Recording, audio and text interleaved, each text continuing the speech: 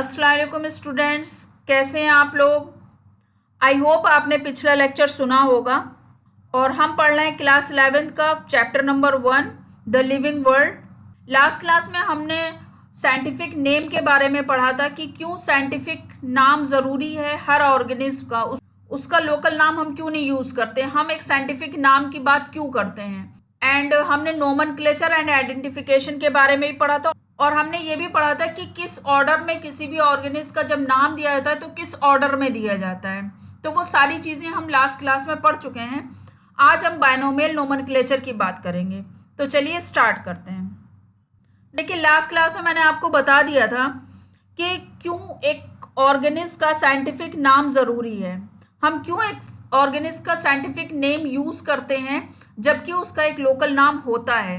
देखिए, लोकल नाम region to region, language to language vary कर जाता है। ज़रूरी नहीं है जैसे हम इंडिया में रहते हैं तो किसी भी चीज़ का लोकल नाम, जैसे सपोज आम है तो आम को इंग्लिश में मैंगो बोलते हैं, हिंदी में आम बोलते हैं, किसी और लैंग्वेज में कुछ और बोलते होंगे। तो हम क्योंकि इंडिया में रहते हैं तो हमें समझ में आ रहा है कि आम है, कोई बाहर रहता है उसकी लैंग्वेज इंग्लिश है, उसको समझ में आ रहा है मैंगो है ये। लेकिन कोई किसी और कंट्री में रह रहा है तो उसको नहीं समझ में आएगा। तो साइंटिस्ट ने कहा कि किसी भी पर्टिकुलर ऑर्गेनिज्म का एक स्पेसिफिक नाम होना चाहिए जो वर्ल्ड वाइड होना चाहिए। वो कहीं पे भी रीजन के हिसाब से, लैंग्वेज के हिसाब से चेंज नहीं होना चाहिए, वो एक स्पेसिफिक नाम होना चाहिए। और उन्होंने उसके लिए एक रूल और एक सिस्टम बनाया। इससे हेल्प होती है उस कम्युनिकेट करने में। दूसरा ये है कि वो रूल पूरे वर्ल्ड वाइड एक्सेप्टेड है। इस रूल को सारे साइंटिस्ट ने ऑल ओवर वर्ल्ड एक्सेप्ट करा, क्योंकि हर ऑर्गेनिज्म जो लिविंग ऑर्गेनिज्म है, चाहे वो प्लांट हो, एनिमल हो, बैक्टीरिया हो, माइक्रो ऑर्गेनिज्म हो, कोई भी हो, हर किसी का एक लोकल नाम होता है। तो उससे कन्फ्यूजन क्रिएट होती है। इसलिए साइंटिस्ट ने कहा कि हर ऑर्गेनिज्म का एक यूनिक नाम होना चाहिए और इससे लोकल नाम की जो कन्फ्यूजन है वो भी ख़त्म हो जाएगी। दुनिया भर के साइंटिस्ट के बीच में कम्युनिकेशन ईजी हो पाएगा। इसलिए सेम ऑर्गेनिज्म का सेम नेम होना चाहिए all over the world wide. International rule for naming.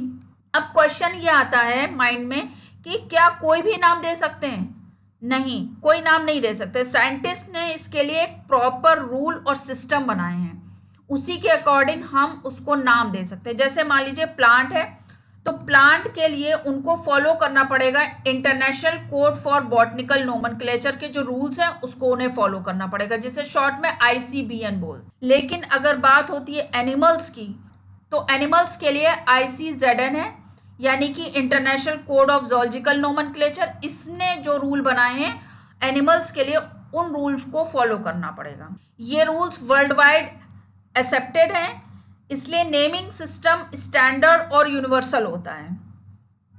Y scientific name are important, ये मैंने आपको बता ही दिया है कि अगर हर ऑर्गेनिज्म का लोकल नाम यूज करेंगे तो कंफ्यूजन ही कंफ्यूजन हो जाएगी। इसलिए साइंटिफिक नेम हेल्प करता है, हर ऑर्गेनिज्म को यूनिक नाम देता है, लोकल नेम की कंफ्यूजन को ख़त्म करता है और कम्युनिकेशन को ईजी करता है। जैसे कि मैंगो है, मैंगो का एक साइंटिफिक नाम है जो कि पूरे वर्ल्ड में मैंगो को मैंजीफेरा इंडिका के नाम से ही जाना जाएगा। अब सबसे इम्पॉर्टेंट रूल ये है कि नाम देने से पहले उसको करेक्टली आइडेंटिफाई करना ज़रूरी है। लास्ट क्लास में मैंने आपको बता दिया था, अगर कोई भी नया ऑर्गेनिज्म आइडेंटिफाई होता है तो सबसे पहले उसका कैरेक्टराइजेशन होता है, then identification, then nomenclature and then classification. ये इसलिए होता है कि सेम ऑर्गेनिज्म को सेम नाम मिले और कोई भी दो डिफरेंट ऑर्गेनिज्म को सेम नाम ना मिले। इस वजह से पहले आइडेंटिफाई करा जाता है, फिर उसको नाम दिया जाता है।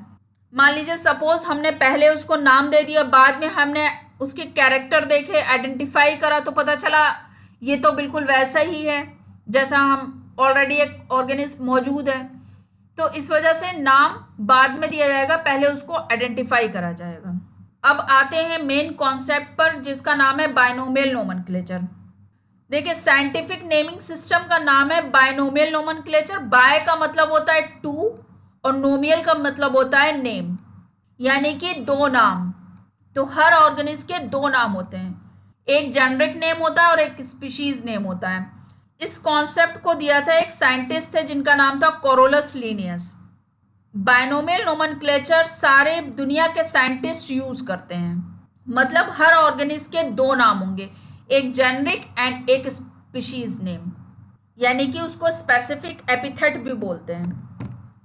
अब जीनस और स्पीशीज को समझते हैं। जीनस का मतलब होता है ग्रुप ऑफ सिमिलर ऑर्गेनिज्म, जो एक जैसे ऑर्गेनिज्म है वो सब जीनस में आएंगे। जस्ट लाइक कैट, कैट का जीनस फेलिस होता है। जो नॉर्मल कैट घर में मिलती है उसको कहते हैं फेलिस कैटस, लेकिन इसकी और भी ब्रीड है, जैसे फेलिस डेइमॉन है, फेलिस सिल्वेस्ट्रिस है, फेलिस लाइबिका है। ये सारी डिफरेंट डिफरेंट स्पीशीज हैं। स्पीशीज का मतलब होता है एग्जैक्ट ऑर्गेनिज्म। जैसे आपने देखा होगा कैट डिफरेंट डिफरेंट टाइप की होती हैं, कोई पर्शियन कैट है, कोई नॉर्मल कैट है, कोई किसी के बाल बहुत ज़्यादा बड़े होते हैं, किसी का कलर अलग टाइप का होता है, किसी की आईज अलग होती हैं। तो स्पीशीज का मतलब होता है सेम एग्जैक्ट ऑर्गेनिज्म, और स्पीशीज वो इंटरब्रीड कर सकती है। ग्रुप अगर सेम है, जीनस सेम है, तो वो इंटरब्रीड नहीं करेगी, लेकिन अगर स्पीशीज सेम है तो वो इंटरब्रीड करेगी और फर्टाइल ऑफस्प्रिंग बॉर्न होगा। तो दोनों को मिलाकर के, जीनस स्पीशीज को मिलाकर के फिर साइंटिफिक नेम पूरा बनता है। जैसे मैंगो है, मैंगो में जीनस मैंजीफेरा है, स्पीशीज इंडिका है। तो मैंजीफेरा क्या है? जीनस, जीनस का मतलब होता है सिमिलर ग्रुप। इंडिका क्या है? वो स्पीशीज है, यानी कि स्पेसिफिक एपिथेट है। ये सेम होगा, एग्जैक्ट सेम होगा। ऐसे ही ह्यूमन का साइंटिफिक नेम होता है होमो सेपियंस, जिसमें होमो जीनस है और सेपियन स्पीशीज है। अब हम रूल्स के बारे में पढ़ते हैं कि अगर किसी भी ऑर्गेनिज्म को एक साइंटिफिक नेम देना हो तो उसके बेसिकली कौन कौन से रूल्स हैं। वैसे तो बहुत सारे रूल्स हैं, बट बेसिकली कौन कौन से रूल हैं। तो पहला तो रूल ये है कि नाम हमेशा लैटिन लैंग्वेज में होगा। देखिए, लैटिन लैंग्वेज एक एशियन रोमन लैंग्वेज है।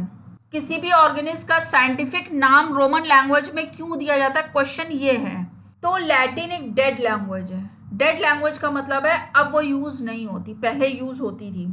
आंसर ये है कि जो लैंग्वेज लगातार यूज होती रहती है तो उसमें चेंजेस आते हैं। जो चीज़ यूज नहीं होती वो जैसी है वैसी ही है। सपोज आपने देखा होगा बहुत से लोगों के नाम होते हैं, लेकिन बार बार उस नाम को यूज करते करते वो नाम जो है, वो नाम के असल मायने बदल जाते हैं, इवन नाम भी चेंज हो जाता है। जैसे मान लीजिए किसी का नाम दीपक है, तो दीपक से दीपू भी बन जाएगा।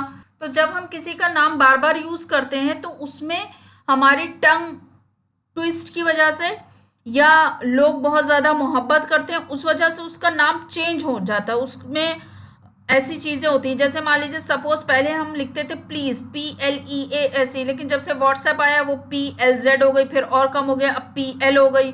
बात वही है, प्लीज़ है, लेकिन स्पेलिंग चेंज होती गई।